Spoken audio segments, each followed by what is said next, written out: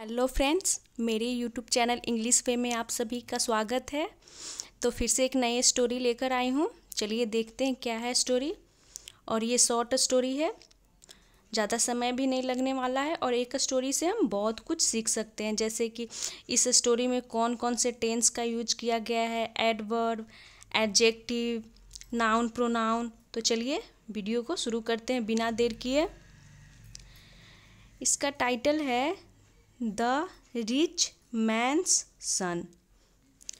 तो इसका मतलब हो गया अमीर आदमी का बेटा। यहाँ पे ऊपर में जो चिन्ह है इसे अपोस्ट्रोफी बोलते हैं और एस, यानी कि अमीर आदमी का बेटा।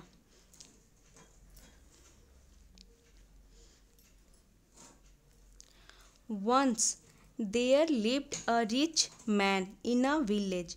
वंस यानी एक बार, देयर लिव्ड यानी रहता था। देयर यहाँ इंट्रोडक्टरी वर्ड हो गया। अ रिच मैन यानी कि एक अमीर आदमी, इन अ विलेज यानी कि एक गांव में। तो once there lived a rich man in a village पूरा का मतलब हो गया एक बार एक अमीर आदमी एक गांव में रहता था। वन डे एक दिन, the rich man took away a poor farmers land and said. एक दिन the rich man took away यानी कि उस अमीर आदमी ने took away a poor farmers land. तो टेक अवे का मतलब होता है मतलब छीन लेना या फिर हड़प लेना, और टेक का यहाँ पे पास्ट हो गया टुक। तो क्या छीन लिया? तो अ पुअर फार्मर्स लैंड यानी कि एक गरीब आदमी का जमीन। एंड सेड और कहा, if your daughter marries my son you can have your land back. तो हो गया कि अगर योर डॉटर तुम्हारी बेटी मैरिज माई सन मेरे बेटे से शादी करती है, यू कैन हैव यानी कि तुम, कैन यानी कि सकते हो, हैव यानी लेने के लिए यहाँ पे यूज किया गया है। तुम ले सकते हो योर लैंड अपना ज़मीन वापस। तो ये कंडीशनल जैसी सेंटेंस हो गई कि अगर तुम्हारा बेटा, इफ़ योर डॉटर, सॉरी बेटा नहीं, if your daughter marriage my son, यदि तुम्हारी बेटी मेरे बेटे से शादी करती है तो तुम अपना ज़मीन वापस ले सकते हो।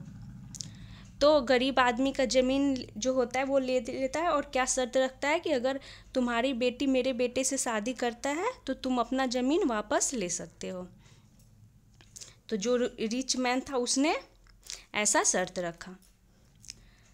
The lovely daughter was upset but ready to get married. The lovely daughter यानी कि प्यारी बेटी, वाज अपसेट, अपसेट मतलब दुखी, परेशान, परेशान थी, बट लेकिन, रेडी टू गेट मैरिड लेकिन वो फिर भी तैयार हो गई, टू गेट मैरिड यानी कि शादी करने के लिए। ये हो गया। तो टू यहाँ पे ये इन्फिनिटिव का काम कर रहा है। टू गेट रेडी यानी कि शादी करने के लिए वो फिर भी तैयार हो जाती है। तो जो उसकी बेटी थी वो उदास थी लेकिन फिर भी वो शादी के लिए तैयार हो जाती है। तो यहाँ पे बट का मतलब वैसे लेकिन होता है, लेकिन यहाँ पे सेंस दे रहा है फिर भी। वो उदास थी फिर भी रेडी टू गेट मैरिड यानी कि शादी करने के लिए तैयार हो गई थी। Even though she knew that the son of the rich man was half goat and half man.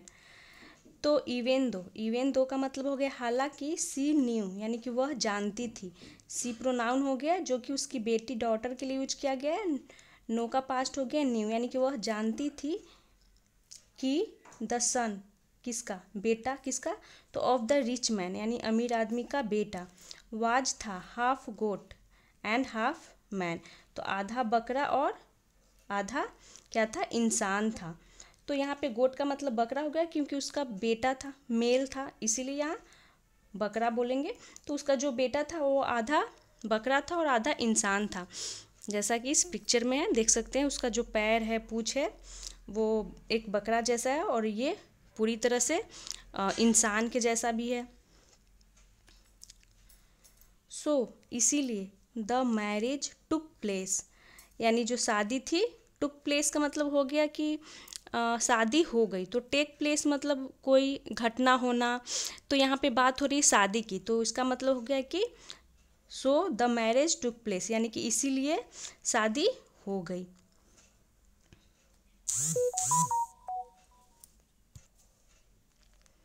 Eight first the daughter was scared of the rich man's son. At first का मतलब हो गया पहले। पहले तो द डॉटर यानी कि बेटी, वाज स्केयर्ड यानी वो डरती थी, किससे? तो of the rich man's son, यानी कि उस अमीर आदमी के बेटे से। हाउएवर, तो हाउएवर का मतलब होता है हालांकि, फिर भी। तो यहाँ पे क्या सही मतलब निकल कर आ रहा है? फिर भी, यानी कि वो डरती थी फिर भी। She soon found that he was kind and gentle.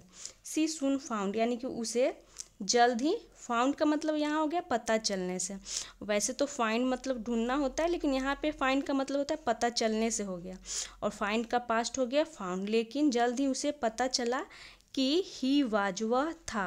ही यानी कि उस जो क्या था, उस लड़के का जो जिसका आधा शरीर क्या था, ह्यूमन बीइंग था, और आधा ये गोट के जैसा था, तो उसकी बात हो रही है, उसके लिए ही प्रोनाउन यूज किया गया। तो ही वाज काइंड, उसे क्या पता चला कि वह काइंड था, दयालु, और जेंटल यानी कि सज्जन था। आफ्टर अ ईयर यानी कि 1 साल के बाद, the couple had a baby boy, यानी उस कपल को, जो उनकी शादी हुई थी उनकी बात हो रही है। हैड अ बेबी बॉय यानी कि एक लड़का, बच्चे का जन्म हुआ। As soon as the rich man's son touched his child. As soon as का मतलब हो गया जैसे ही। द रिच मैन्स सन यानी कि उस अमीर आदमी का बेटा, टच्ड यानी कि छुआ, हिज चाइल्ड अपने बच्चे को। ही बिकेम यानी कि वह बन गया, बिकम का पास्ट हो गया बिकेम। फुल्ली ह्यूमन यानी कि पूरी तरीके से वो ह्यूमन बन गया, यानी इंसान बन गया। देन तब the rich man's son told her, यानी कि उस अमीर आदमी का बेटा टोल्ड हर, उससे कहा। टेल का पास्ट हो गया टोल्ड हर, यानी कि वो अपनी पत्नी से बोला। डैट की एन इविल विच, एक दुष्ट चुड़ैल, हैड कर्स्ड मी, यानी कि चुड़ैल मुझे श्राप दे दी थी।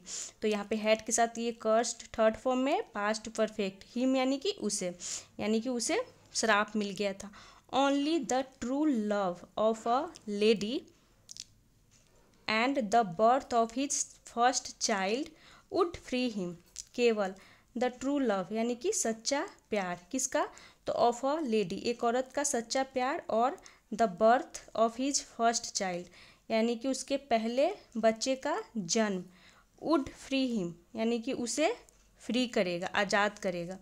ही थैंक्ड हिज वाइफ, उसने धन्यवाद दिया अपनी पत्नी को। And presented her with many jewels, और क्या किया? धन्यवाद दिया अपनी पत्नी को। तो हिज यहाँ पजेसिव एडजेक्टिव हो गया, वाइफ यहाँ पे नाउन हो गया, अपनी पत्नी को। और प्रेजेंटेड का मतलब हुआ कि उपहार दिया। प्रेजेंट यानी कि तोहफा, यहाँ पे प्रेजेंटेड मतलब वर्ब के रूप में यूज किया गया है कि उपहार दिया, सेकेंड फॉर्म के रूप में। हर यानी कि उसे, अपनी पत्नी को। विथ मेनी ज्वेल्स यानी कि मेनी ज्वेल्स का मतलब हो गया बहुत सारे। ज्वेल्स यानी कि गहने, रत्न, उसने गिफ्ट में अपनी पत्नी को दिया, क्योंकि उसका श्राप जो था टूट गया, क्योंकि इसका शादी हो जाता है इससे, और ये जैसे ही ये अपने बच्चे को टच करता है तो वो पूरी तरीके से इंसान बन जाता है। तो ये थी आज की शॉर्ट स्टोरी। मिलते हैं नेक्स्ट वीडियो में। Thanks for watching.